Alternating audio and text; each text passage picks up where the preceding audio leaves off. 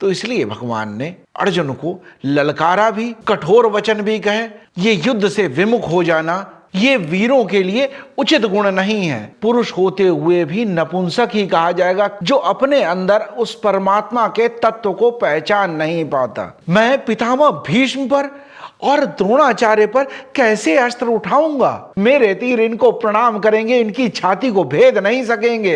ये दोनों लोग मेरे पूज्य हैं। ये गीता की यात्रा अर्जुन को आत्मज्ञान की स्थिति तक ले जाएगी। हमारा आत्मबल इतना नहीं है कि हम अपने भ्रम से, अपने द्वैत से युद्ध कर सकें।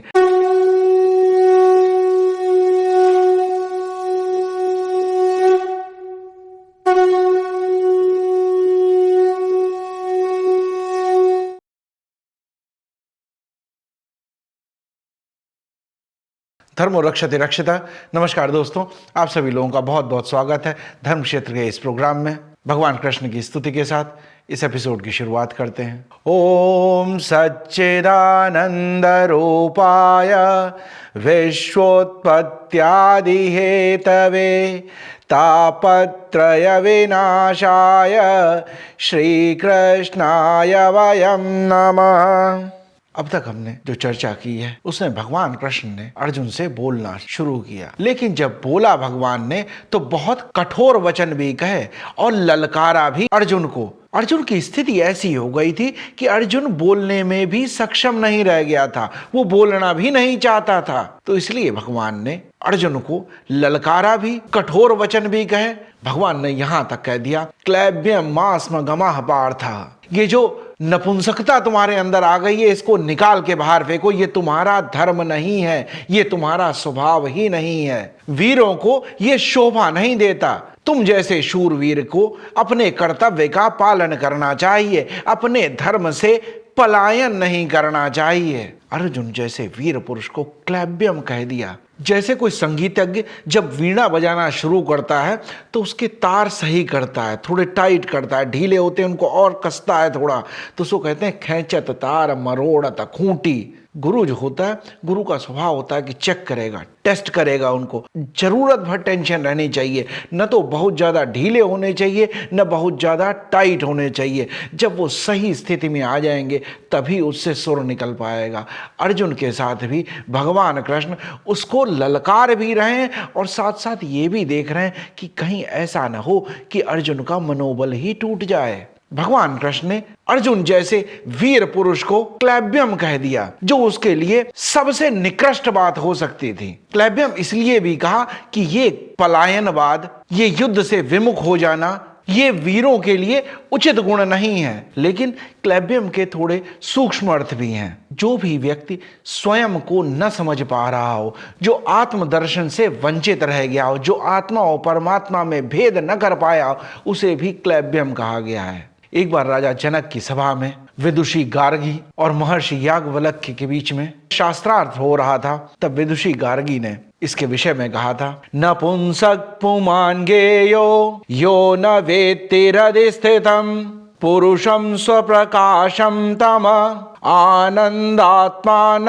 अव्ययम। वो व्यक्ति पुरुष होते हुए भी नपुंसक ही कहा जाएगा, क्लैब्यम ही कहा जाएगा, जो हृदयस्थ आत्मा को पहचान नहीं पाता, जो अपने अंदर उस परमात्मा के तत्व को पहचान नहीं पाता। तो कहीं ना कहीं भगवान अर्जुन को ये बात भी बताना चाहते हैं कि तुम में वो परम तत्व है, उसको पहचानो। अपने सगे संबंधियों को ही न देखो, तुम अपने आत्म तत्व का भी बोध करो, उसको भी समझो। आत्म तत्व का बोध करते ही ये दुख और ये विषाद खत्म हो जाएंगे। और हमारे भी दुख का, विषाद का जो कारण है वो सिर्फ इसलिए है कि हम स्वयं को नहीं जानते। आत्मबोध अगर हो जाए तो विषाद भी समाप्त हो जाएगा। अर्जुन युद्ध करने के लिए तैयार ही नहीं है, वो युद्ध लड़ना ही नहीं चाहता। लेकिन भगवान कृष्ण जानते हैं कि ये वीर पुरुष है, धीर पुरुष है, इसको अगर समझाया जाएगा तो ये व्यक्ति अपने कर्तव्य का बोध होते ही अपने कर्तव्य का पालन करेगा। तो जैसा मैंने कहा कि भगवान कृष्ण तार को जितनी जरूरत है उतना ही टाइट कर रहे हैं। कहीं ऐसा ना हो कि बहुत टाइट करते हुए तार ही टूट जाए, अर्जुन टूट न जाए। इसलिए कहा क्षुद्रम हृदय दौर्बल्यम त्यक्त्वा उत्तिष्ठ परंतप। हे परंतप, क्षुद्र हृदय दौर्बलता को त्याग कर तुम उठो। कबीरदास जी कहते हैं, सोना सज्जन साधु जन टूट जुड़े 100 बार, दुर्जन कुंभ कुम्हार कई एक ही ढाका दरार। कि सोना, सज्जन और साधुजन ये कितनी भी विपत्ति में पड़ जाएं, कितने भी कष्ट में पड़ जाएं, ये किसी भी गति में जाएं, लेकिन अगर इनको सलाहकार मिल जाए, सही व्यक्ति मिल जाए, तो ये फिर से अपने कर्तव्य के प्रति जागरूक हो जाते हैं। इनको बस ज्ञान के प्रकाश में लाने की आवश्यकता है। सोना कितना भी पुराना हो जाए, टूट जाए, फूट जाए, उसको जोड़ा जा सकता है, फिर भी प्रयोग में लाया जा सकता है। सोना ब्रिटल नहीं है। सोने की जो मेन क्वालिटीज कही जाती हैं वो मैलिएबल है, वो टेंसाइल है और वो एक नोबल मेटल है। सोना कभी पुराना नहीं होता, चाहे बहुत ही पुराना हो गया फिर पिघला के फिर नया बन जाएगा। हर बार जोड़ा जा सकता है और हर बार उसकी कीमत बढ़ती चली जाती है। साधुजन, सज्जन जन जब एक विपत्ति को क्रॉस करते हैं तब वो और निखर के सामने आ जाते हैं। विपत्तियां उन्हें निखार देती हैं, तपा के। जैसे कहा जाता है कि सोना तपते तपते निखर जाता है, ऐसे ही सज्जन व्यक्ति और साधु व्यक्ति विपत्तियों से सीखते हैं। आज वही विषम परिस्थिति अर्जुन के सामने भी खड़ी हो गई है और भगवान कृष्ण ये जानते हैं इसकी बुद्धि सात्विक है, इसकी बुद्धि निर्मल है और ये योद्धा है, वीर पुरुष है। थोड़ा सा ही फेज आया है लाइफ में, अगर इसको ये पार कर गया तो अर्जुन पहले से भी अच्छा बन के बाहर निकलेगा, पहले से भी ज्यादा निखर जाएगा। दुर्जन और कुंभ कुम्हार के, दुर्जन व्यक्ति दुष्ट व्यक्ति हैं, बुरे व्यक्ति हैं, अधर्मी व्यक्ति हैं, वो अंदर से बहुत ज्यादा डरे हुए होते हैं। उनका अंतःमन बहुत ही कमजोर होता है। जैसे ही विषम परिस्थिति आती है वो टूट जाते हैं, बिखर जाते हैं। कैसे? जैसे एक मिट्टी का बर्तन जरा सा धक्का लगा टूट के बिखर गया, अब उसका कुछ नहीं किया जा सकता, अब उसे जोड़ा नहीं जा सकता। भले ही बहुत ही महंगा, बहुत ही डिजाइनदार, बहुत ही अच्छा बना हुआ मिट्टी का बर्तन हो, लेकिन एक धक्का लगा, गिरा, टूटा, बिखर गया, अब उसकी कोई कीमत नहीं रह गई। दुर्जन व्यक्ति भी हृदय से इतना ही दुर्बल होता है, कमजोर होता है। एक टेररिस्ट कभी लोगों पे अटैक कर रहा हो, लेकिन वहीं कोई आर्मी का कमांडो आ जाए, खड़ा हो जाए, टेररिस्ट जो सब पे आतंक मचाए हुए था, अपनी जान बचाने के लिए वहां सबसे पहले भाग जाएगा, क्योंकि हृदय दुर्बल है। तो जब इतना ललकारा गया, जब अर्जुन को इतना कहा गया, तो अर्जुन अंदर से तिलमिला उठा। अर्जुन का जो क्षत्रिय भाव था वो उठ खड़ा हुआ और बीच में ही भगवान कृष्ण को रोकते हुए अर्जुन ने बोलना शुरू किया। तो दूसरे अध्याय के 4 श्लोक में अर्जुन कहते हैं, अर्जुन उवाच कथम भीष्म अहम संख्ये द्रोणम च मधुसूदन इषुभिः प्रतियोत्स्यामि पूजार्हा वरिसूदन।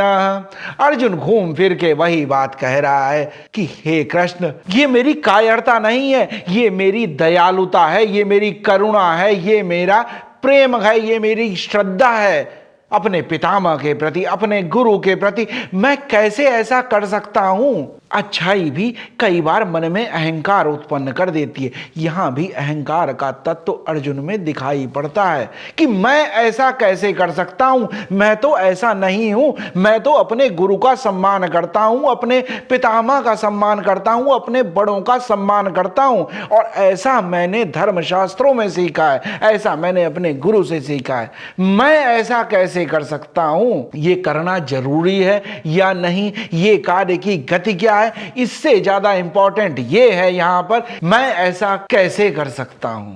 अर्जुन ने धर्मशास्त्रों में पढ़ा है, अर्जुन ने सीखा है कि अपने से ज्येष्ठ, अपने से ज्ञानवृद्ध, अपने से वयोवृद्ध, अपने गुरुजन, जिनसे भी जीवन में कुछ सीखा है, जिन्होंने भी हम में योग्यता बढ़ाने के लिए, दक्षता बढ़ाने के लिए, हमें एक अच्छा इंसान बनाने के लिए, जो भी हमारे एक अच्छे व्यक्तित्व के निर्माण में सहायक हुए हैं, उन सब के प्रति श्रद्धा रखनी चाहिए, प्रेम भाव रखना चाहिए, उनके प्रति कृतज्ञता का भाव होना चाहिए। हितोपदेश में कहा गया, अभिवादनशीलस्य नित्यं वृद्धोपसेविनः चत्वारि तस्य वर्धन्ते आयुर्विद्या यशो बलम्। अभिवादनशीलस्य नित्यं वृद्धोपसेविनः, जो व्यक्ति अपने से बड़ों का, अपने से ज्येष्ठ लोगों का सम्मान करता है, उन्हें अभिवादन करता है, उन्हें प्रणाम करता है, शालीनता का, विनम्रता का भाव रखता है उनके प्रति, उसके जीवन में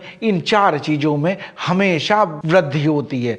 आयु बढ़ती है, ज्ञानवान होता है, बुद्धि बढ़ती है, सीखने, जानने और समझने के प्रति प्रवृत्ति बनती है, यश बढ़ता है, कीर्ति बढ़ती है और धन, वैभव, ऐश्वर्य इन सब की प्राप्ति होती है। तो अर्जुन ये जानता है, इसलिए ऐसा भाव अर्जुन के अंदर उत्पन्न हो रहा है। और अर्जुन कह भी रहा है कि हे कृष्ण, मुझे कायर मत कहो, मैं कायर नहीं हूं, ये मेरा करुणा का भाव है, ये मेरा दया का भाव है। हमने पिछली बार भी डिस्कस किया था, दया और करुणा में मौलिक भेद है। दया अभिमान को उत्पन्न करती है, करुणा से अभिमान उत्पन्न नहीं होता। यहां अर्जुन में दया भाव उत्पन्न हो रहा है सबके लिए। तो अर्जुन भगवान कृष्ण से कहते हैं, कथम भीष्म अहम संख्ये, मैं पितामह भीष्म पर और द्रोणाचार्य पर कैसे अस्त्र उठाऊंगा। फिर कहते हैं इशुभी प्रतियोत्स्यामि, इशुभी कहते हैं तीरों को, मैं इनके ऊपर तीर कैसे चला सकता हूं। इन्होंने मुझे सब कुछ सिखाया, ये विद्या, ये दक्षता और ये जो मेरे अंदर जो गुण है, ये सब मैंने इन्हीं लोगों से सीखे। आप ये कैसे सोच सकते हैं कि मैं इन पर तीर चला सकता हूं। मेरे तीर इनको प्रणाम करेंगे, इनकी छाती को भेद नहीं सकेंगे। पूजार्हावरि सूदन, ये दोनों लोग मेरे पूज्य हैं, ये पूजा करने योग्य हैं, इनका व्यक्तित्व तो इतना महान है, मैं इनके साथ युद्ध नहीं कर सकता। मेरे बाण इनको प्रणाम कर सकते हैं, इनकी छाती पे नहीं चल सकते हैं। मैं जानता हूं धृतराष्ट्र के पुत्र ये कौरव सब आतताई हैं, इन्होंने हमारे साथ गलत किया है, इन्होंने समाज के साथ गलत किया है, लेकिन ये तो सज्जन पुरुष हैं, ये तो पूज्य पुरुष हैं, मैं इन पर कैसे अस्त्र उठा पाऊंगा। हे मधुसूदन, मैं ऐसा कैसे कर सकता हूं। यहां भगवान को 2 नामों से संबोधित किया गया। पहले कहा गया मधुसूदन, जैसे मधुसूदन के बारे में हमने पहले भी चर्चा की है। मधुसूदन भगवान को कहा जाता है क्योंकि उन्होंने मधु नाम के दैत्य का वध किया था। लेकिन एक और प्रसंग भी है, भगवान कृष्ण के पिता वसुदेव हैं, ये वृषणिक कुल के हैं, इसीलिए भगवान कृष्ण का एक नाम वार्ष्णेय भी है। वृषणिक के पिता जो थे वो मधु थे। तो जब अर्जुन कह रहा है तो उसे कहीं ना कहीं पे ऐसा लग रहा है कि ऐसा तो नहीं भगवान ये समझ लें कि मधु उनके जो पूर्वज हैं। तो इसलिए कहा, अरिसूदन, आप शत्रुओं का मर्दन करने वाले हैं, आपने शत्रुओं को मारा है, मधु नाम के दैत्य को मारा है और शत्रुओं का संहार करते हैं। ये तो पितामह हैं और ये द्रोणाचार्य हैं, ये मेरे गुरु हैं, ये कोई मेरे शत्रु नहीं है। इन्होंने कभी मेरे लिए शत्रुता का भाव नहीं रखा, इन्होंने मुझे बहुत प्रेम दिया है। पितामह को मैं बहुत प्रिय हूं और द्रोणाचार्य का तो मैं सबसे प्रिय शिष्य हूं, मैं कैसे इनके साथ लड़ सकता हूं।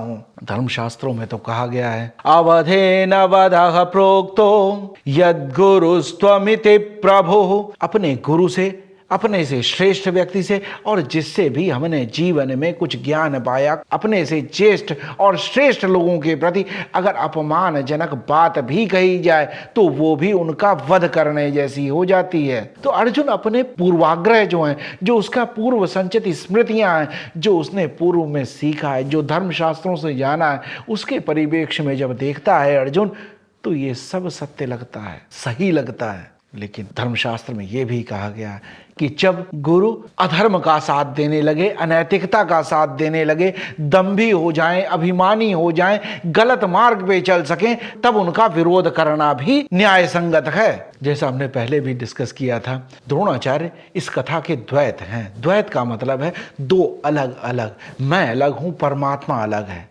राग और द्वेष, अच्छा और बुरा, धर्म और अधर्म, इनके बीच में झूलता हुआ सा। और अगर आत्म तत्व का बोध हो जाए अर्जुन को तो ये द्वैत भाव अपने आप ही तिरोहित हो जाएगा, ये अपने आप ही खत्म हो जाएगा। इसीलिए पहले आत्मज्ञान की बात की गई। अगर अर्जुन को ये आत्मज्ञान हो जाए, ये समझ आ जाए बात, तो ये द्वैत के विरुद्ध वो युद्ध लड़ सकेगा। और भीष्म पितामह इस कथा के भ्रम हैं। सोते वक्त जब हम कोई सपना देखते हैं, उसमें अगर कोई हमें मारने दौड़ पड़े तो हम भागने लगते हैं।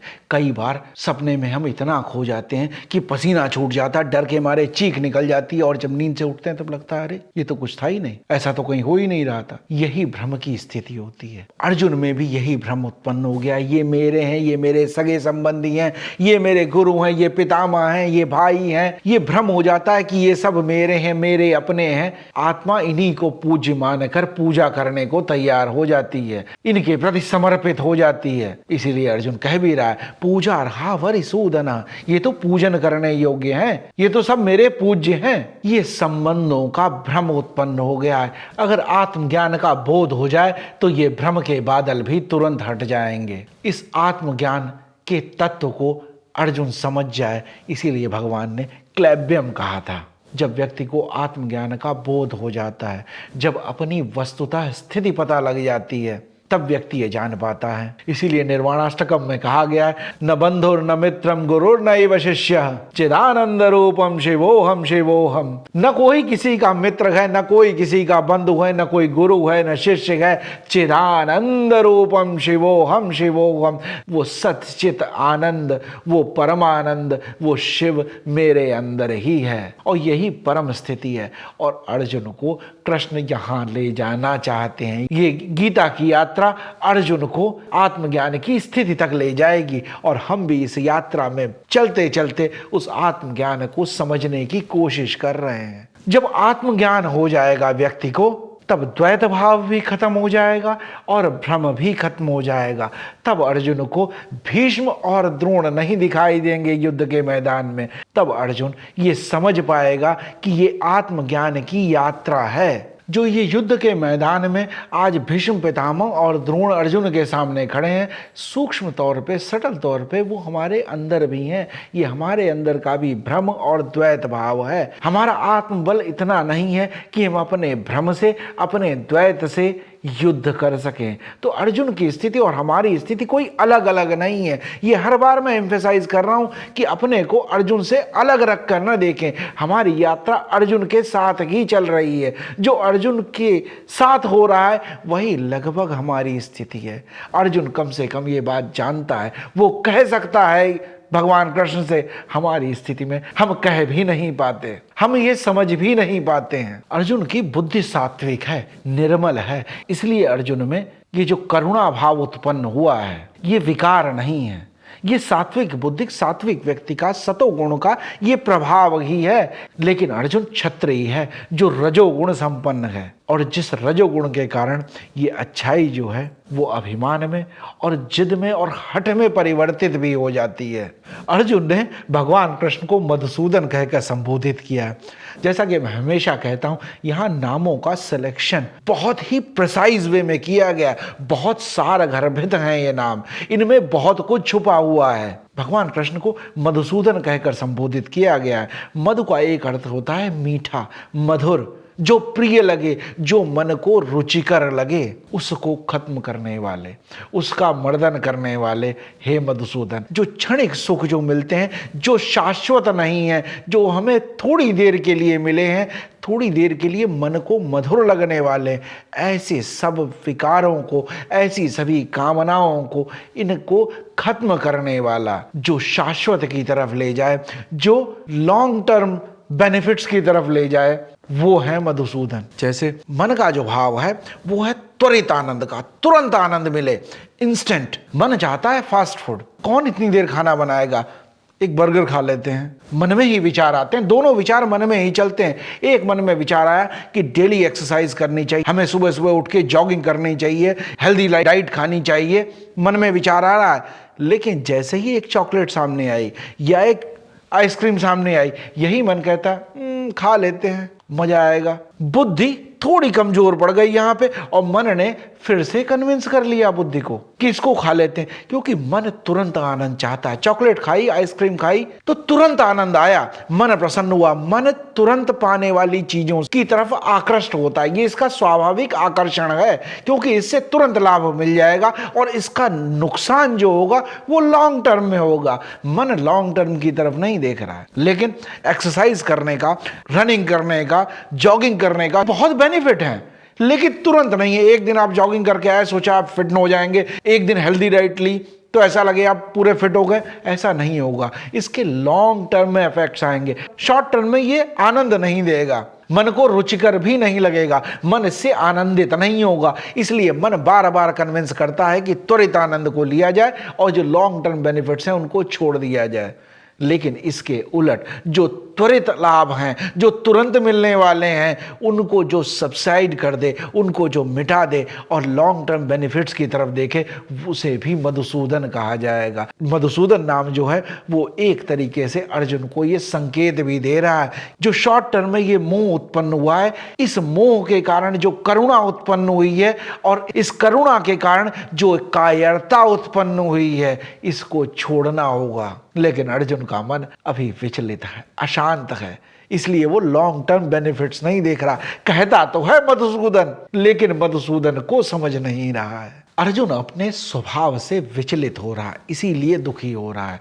जब कभी हम अपने स्वभाव से विचलित होते हैं, जो हमारे स्वभाव के विपरीत हमारा अगर आचरण होगा, तो एक आवरण में हम रह रहे होंगे, जो हमारा वास्तविक रूप नहीं होगा। जब भी अपनी वास्तविकता से व्यक्ति दूर जाता है, तब तब दुखी होता है, विषाद में जाता है। इसीलिए मैं अक्सर कहता हूं कि जो भी कर्म करें, इतनी शुद्धता से, इतनी निर्मलता से, अपने स्वभाव के अनुकूल करें, अपने स्वभाव से विपरीत जाकर कर्म न करें और ईश्वर को समर्पित करके कर्म करें, ताकि कर्म ही धर्म हो जाए।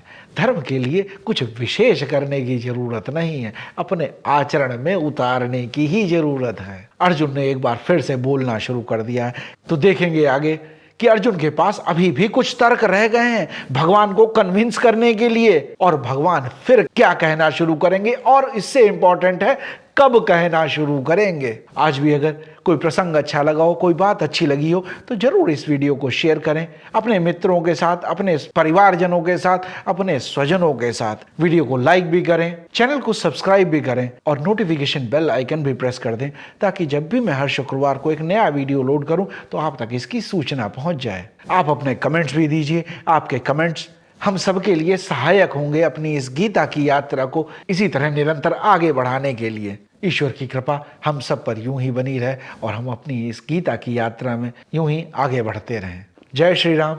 धर्मो रक्षति रक्षितः।